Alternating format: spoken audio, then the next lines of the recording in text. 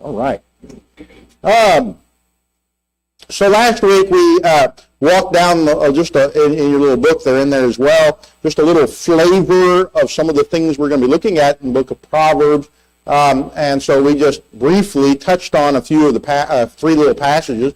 We actually are going to, of course, come back to them as we study the book of Proverbs, as soon as I decide how we're going to study the book of Proverbs.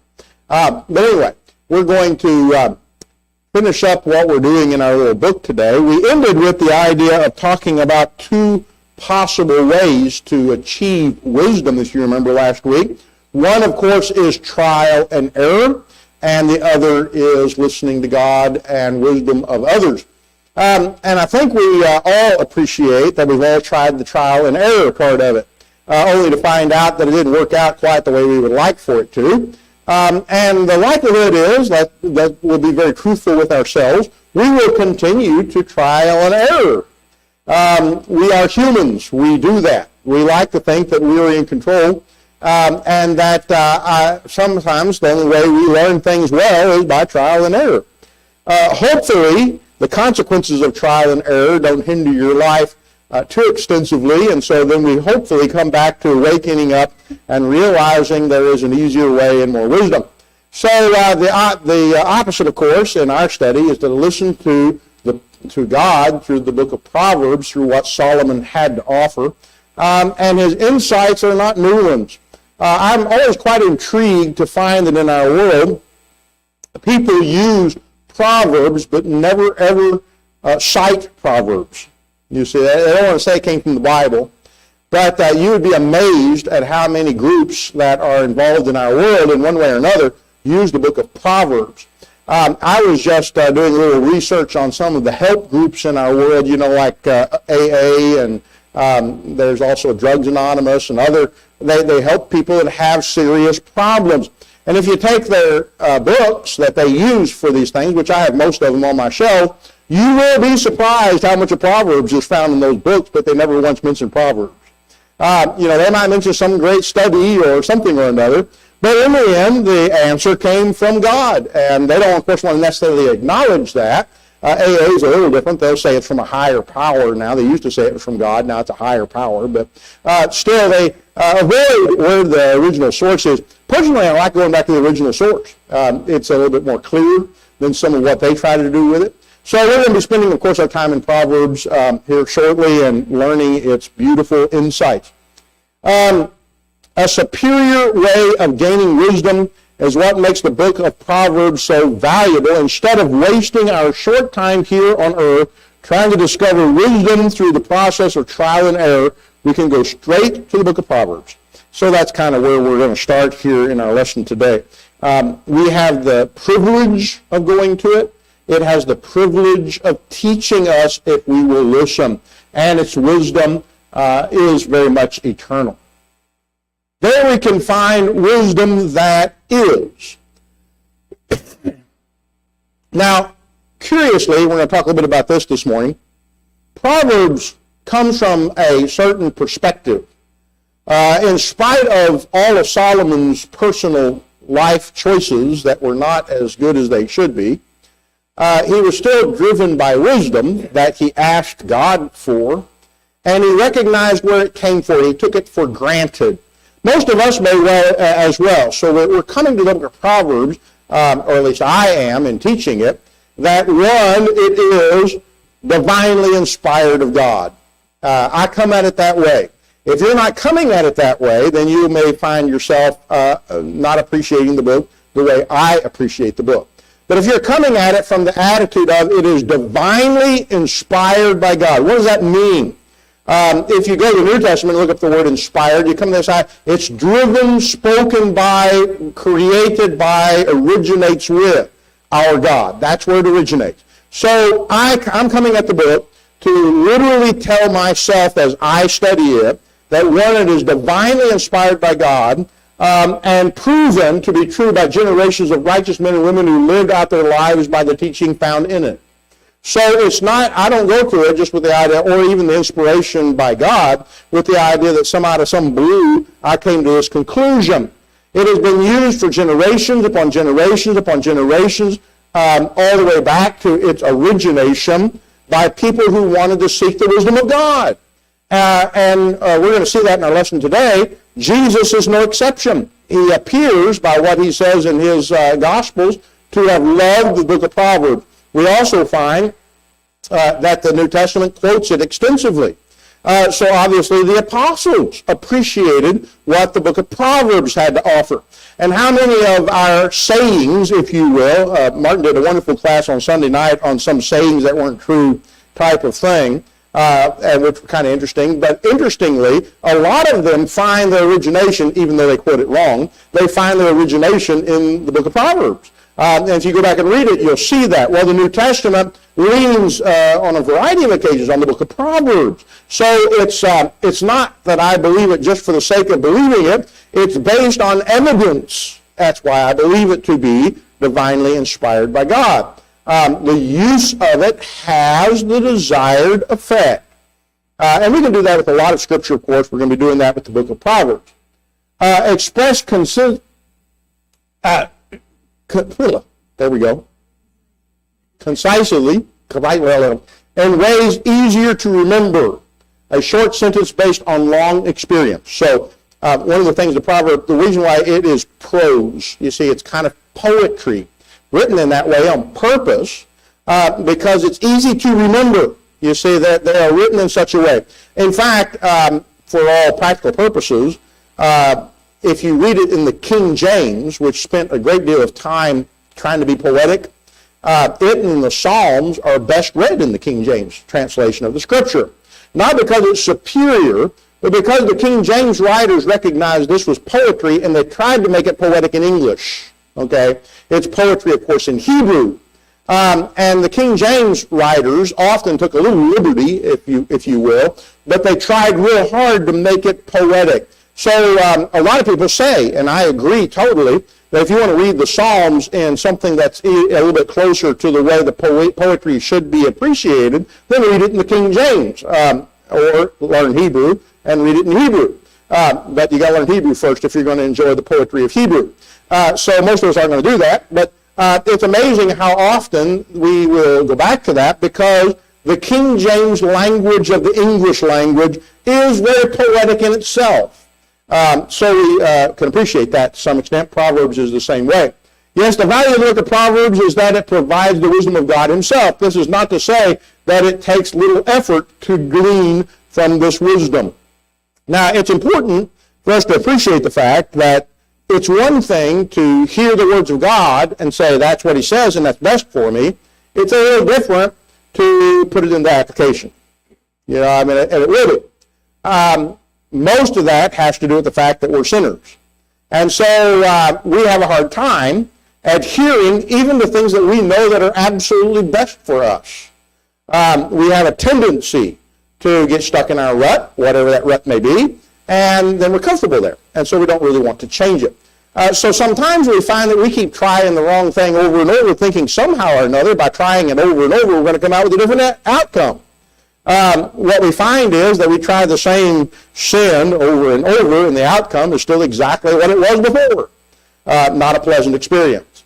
But then when we finally come to the realization, by trial and error, that we ought to listen to God and apply what he has to say, even if we do it limitedly, we receive great blessings.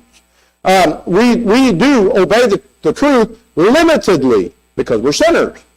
But what little bit we do, it enriches our lives, it expands our horizon, it gives us peace in ways that we can't even begin to understand often, even in the limited ability we have to apply it. And that will also be part of Proverbs. Let's pick a little verse here that helps us in that. It's, of course, found in the book of Proverbs, chapter 2, 1 through 6. We studied a little bit of chapter 1, 1 through 6, giving us the purpose behind the book. Notice in Proverbs chapter 2, the writer in this basic introduction, which is the first 6 chapters, offers some kind of interesting insights, if you will, to wisdom itself and how we, of course, use the book of Proverbs a little bit. My son, if you receive my words and treasure up my commandments with you, excuse me, making your ear attentive to wisdom and inclining your heart to understanding. Yes, if you call out for insight and raise your voice for understanding, if you seek it like silver and search for it as for hidden treasures, then you will understand the fear of the Lord and find the knowledge of God. For the Lord gives wisdom, from his mouth comes knowledge and understanding. A couple of interesting things about this little passage, if you will, is it includes both what God says in wisdom and how I'm supposed to respond to it. So when he starts out, he says, this idea of treasure the wisdom of God's words in your heart, but keep what he says. You see, so we have two purposes in our study. One, recognize God is trying to teach us something. Two, it's best for us. And if we can apply it, then we're going to be blessed. It will do what it has claimed to do. If we decide not to, then, of course, we're going back to trial and error, and we get to try and error, and then we finally come back to it anyway. So we have this as options for us. We are free will moral agents. We can choose. We can choose to say, yes, God, your proverb is very important to me, as Solomon was trying to tell his son to appreciate it. Or we can say, I just don't think God knows what he's talking about. So I'm going to go do my trial and error and make the same mistakes again, and then maybe, hopefully, at some point, I'm going to wake up and say, hey, God might have had something here. Now, isn't it true that that's the way we do our parents? I did. I don't know about you. There was a time in my life when they were the stupidest people on the face of the planet. And then sooner or later, after a little bit of trial and error in life, you wake up and you say, hey, maybe Mom wasn't as dumb as I thought she was. And maybe Dad had a point. Maybe there was something he said, maybe I should have listened a little bit better. And so then we begin to seek counsel a little bit more. Sometimes, I'm afraid, some young people never grow out of how dumb Mom and Dad are, and so they never seek counsel. If we're looking at God, some people say, I guess they do in their heart, that God's dumb and we don't have any reason to listen to him. There's no point. So we're going to live in the world of trial and error and have to learn it all ourselves, and sometimes it is life-threatening. In other occasions, of course, we wake up and listen to God. For those who will look to God through his word and prayer, the promise of God is that wisdom will be granted them. Before we actually got into Proverbs, I wanted to deal with this wonderful passage. I believe this passage. Do you? See, I believe this passage. Now, just because I believe it doesn't mean I understand how it all works exactly. I'm going to make an assertion or two that I've hopefully learned over time that help me understand that, yes, it does work. But sometimes it may not seem that way to us, at least initially. So here we have James, the Lord's brother, and for some reason that is not really told us, he talks about wisdom. If any of you lacks wisdom, how many of you lack wisdom? Hey, you know what? This passage is printed for us. Isn't that wonderful? Hey, we're all on the same page. We lack wisdom.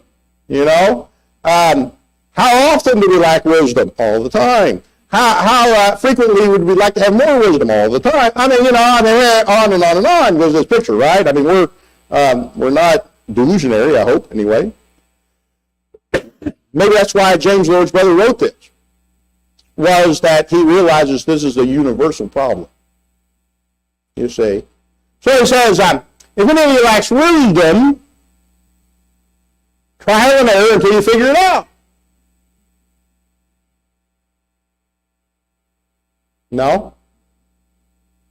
Listen to God. Talk to God. Let him ask God. Now, interestingly, James says not only listen to God, but he tells us the promise. He doesn't just give us wisdom. What does he say? Generously. Ooh, that's interesting. I like that. Not only does he give us wisdom, he gives it to us generously. He lays it out there. I don't know how you define the word generous. Here's the way I was thinking about it this morning, because for some reason I was craving ice cream. And you have these little bowls up in our cupboard. They're about this big. They'll hold one scoop. And the neat thing is, in our house, they're never used. Ever. They're up in the cupboard. There they are. They're about that big around, nice little glass bowls, clear, you put one scoop in there.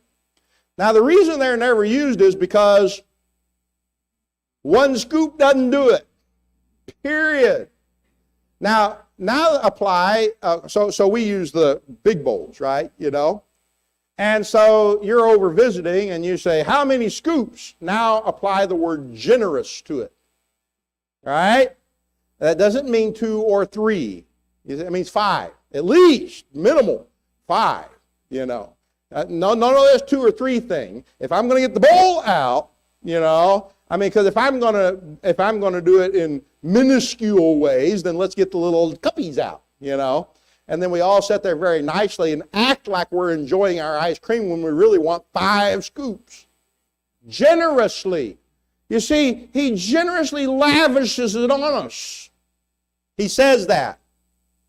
Now the question is, then why don't we have more of it? Well, Lord, if you generously give it out because I'm praying for it, then why haven't I got a bunch of it? And the problem is, obviously, if we listen to the promise of God, it ain't God. He gave it generously. And so he says, but let him ask a certain way. You see, the problem is me. The problem isn't God. The problem is my approach to wisdom, not God's approach to wisdom. His approach is, you ask me, I'm going to give it to you generously, but there are not consequences, but there are parameters, there are things that have to happen in your life if you're going to appreciate what I gave you. Now, first off, it doesn't mean that if I have these things, God's going to give me more. He's already given it. You see, that's where it starts. He says, you pray, I give it. It's generous. If you're not reaping the benefits as much, it's because of something that's in the way. It's not that it hasn't already been given. It's laid out there. It's generous. You see, the Word of God has been made available to us. It is God's wisdom, every word.